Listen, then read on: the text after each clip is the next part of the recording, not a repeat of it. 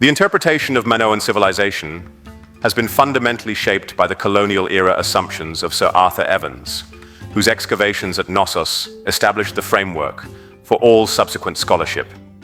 Evans's approach to Minoan archaeology was deeply influenced by the racial theories and imperial ideologies of early 20th century Britain, leading to systematic distortions in the interpretation of evidence that persist to this day.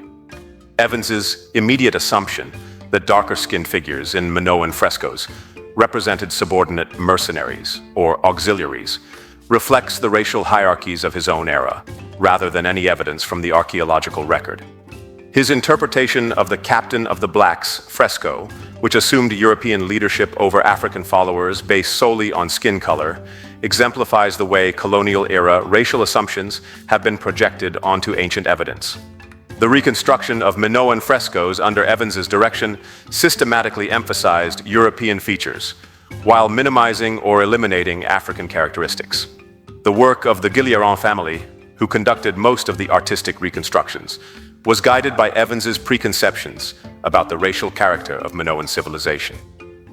The result is a body of evidence that reflects early 20th century racial ideologies, rather than ancient realities. The classification of ancient populations based on modern racial categories represents a fundamental methodological flaw that pervades contemporary scholarship on Minoan civilization.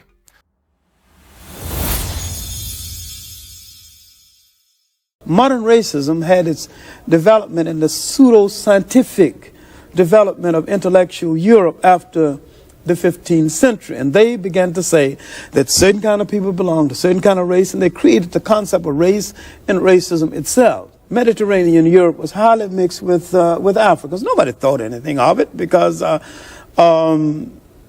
were a mixture of power and influence and trade, and they got along fairly well together for hundreds of years before they turned on each other. The retroactive application of terms like European and Caucasian to ancient peoples obscures the actual demographic history of the Mediterranean region and reinforces contemporary racial hierarchies.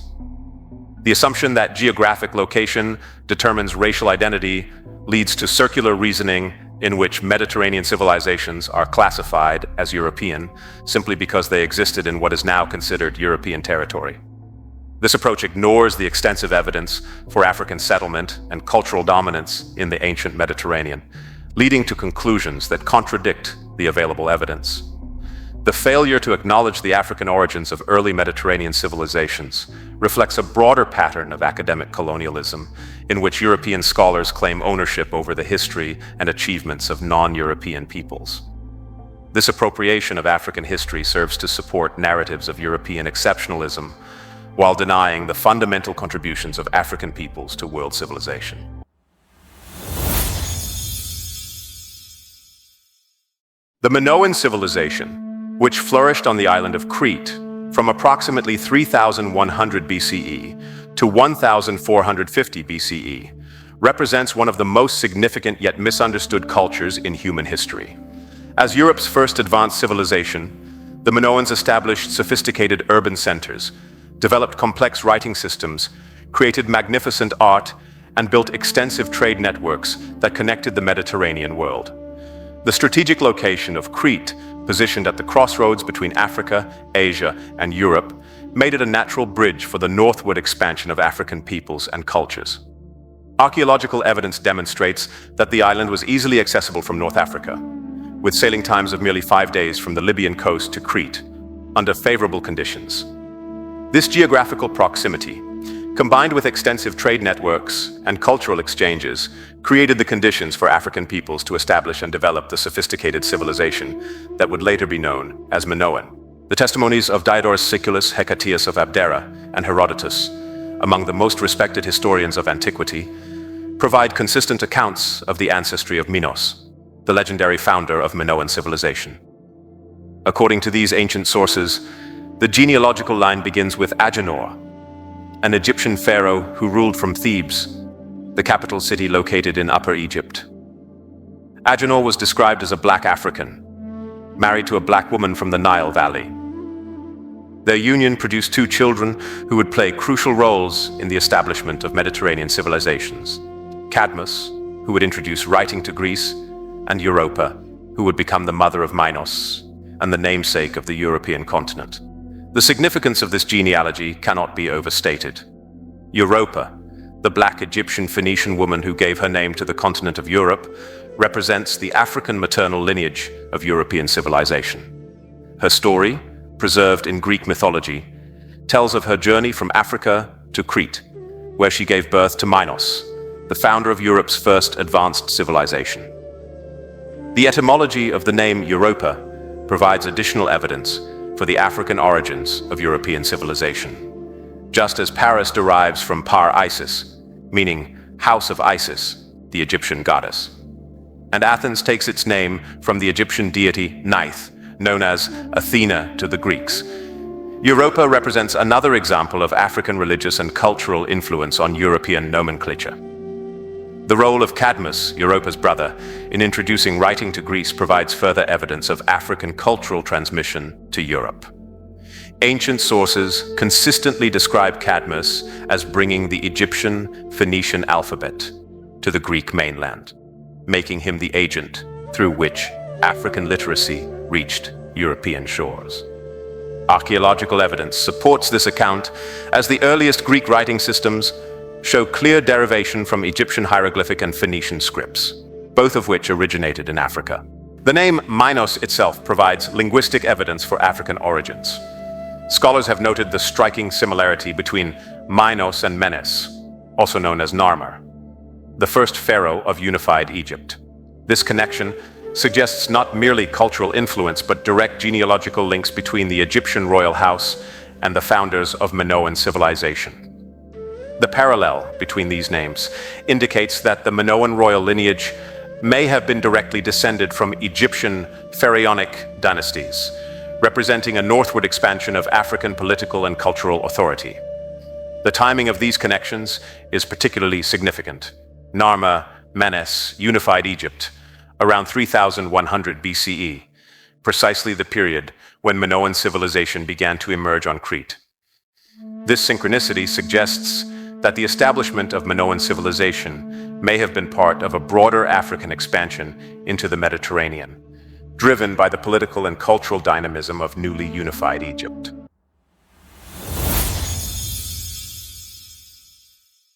Previous DNA studies, particularly the widely cited 2013 study by Jeffrey R. Huey and colleagues, have been misinterpreted to argue against African origins of the Minoans.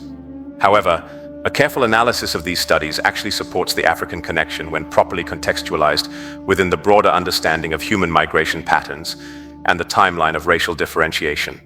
The 2013 study concluded that Minoans arrived in Crete approximately 9,000 years ago, originating from West Asia. Critics of the African origin theory have seized upon this finding, but they fail to recognize a crucial chronological fact. White Europeans did not exist 9,000 years ago. The latest genetic research indicates that the distinctive European phenotype emerged only around 7,700 years ago.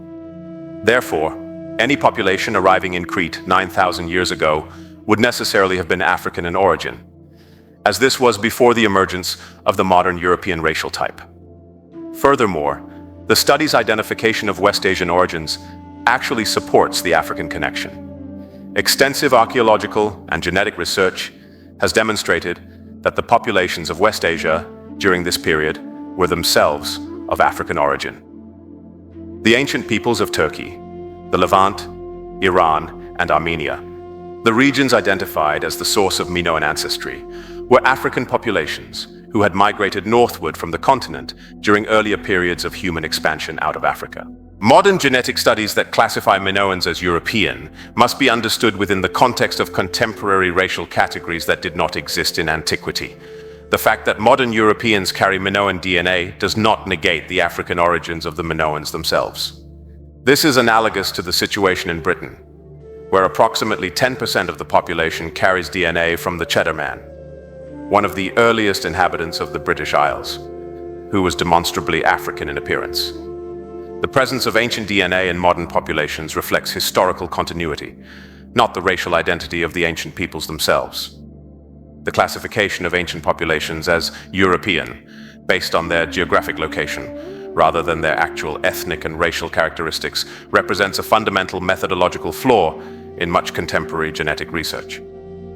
This approach retroactively imposes modern racial categories on ancient peoples, obscuring the true demographic history of the Mediterranean region.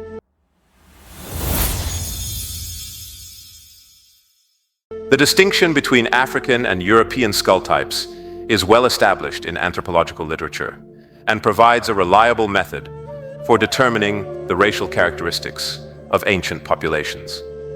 African skulls are characterized by dolichocephaly, long-headedness, short facial height, and prognathism, forward projection of the jaw. European skulls, by contrast, typically exhibit brachycephaly, short-headedness, long facial height, and orthognathism, vertical alignment of the jaw with the forehead.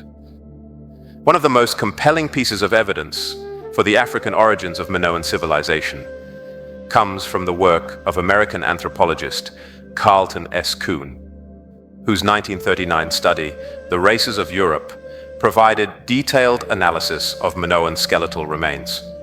Despite Kuhn's own bias toward European origins, his scientific findings consistently pointed toward African characteristics in Minoan populations.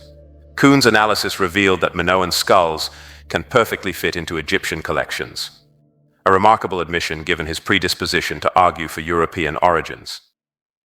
He described the skulls as having characteristically short faces and dolichocephalic, long-headed features, both of which are distinctive African traits. The dolichocephalic skull shape, characterized by a length-to-width ratio that creates an elongated appearance when viewed from above, is a defining characteristic of African populations and stands in stark contrast to the brachycephalic, short-headed skulls typical of European populations.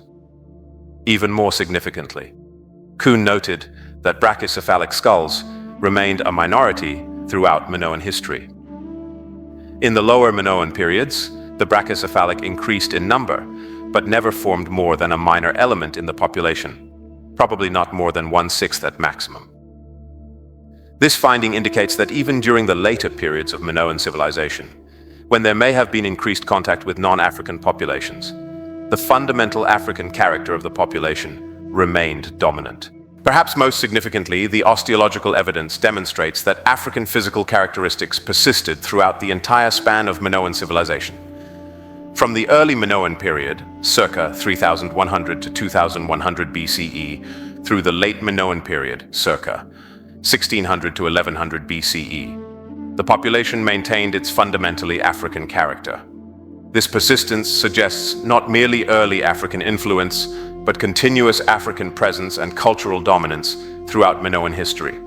The gradual increase in brachycephalic skulls during later periods, noted by Kuhn, likely reflects the arrival of non-African populations through trade and migration. However, the fact that these populations remained a distinct minority, even in the final phases of Minoan civilization, indicates that the African character of Cretan society was never fundamentally altered by external influences. The Hagia Triada sarcophagus, discovered in 1903 and dating to approximately 1400 BCE, provides some of the clearest evidence for the African character of Minoan civilization. Unlike the heavily reconstructed frescoes, the sarcophagus paintings are well preserved and show unambiguous depictions of figures with African features and brown skin tones.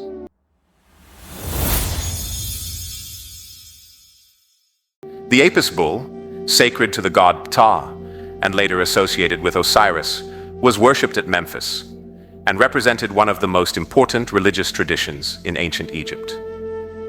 The elaborate ceremonies surrounding the Apis bull, including ritual bull leaping and sacred processions, show remarkable similarities to the practices depicted in Minoan art. The architectural features of Minoan palaces show unmistakable Egyptian influence, suggesting direct cultural transmission from Africa to Crete. The palace at Knossos, the largest and most elaborate Minoan structure, incorporates numerous elements that are characteristic of Egyptian temple architecture. The use of columns with lotus flower capitals represents one of the most obvious Egyptian borrowings. The lotus, sacred in Egyptian religion and art, appears throughout Minoan architecture, in forms that are virtually identical to Egyptian prototypes.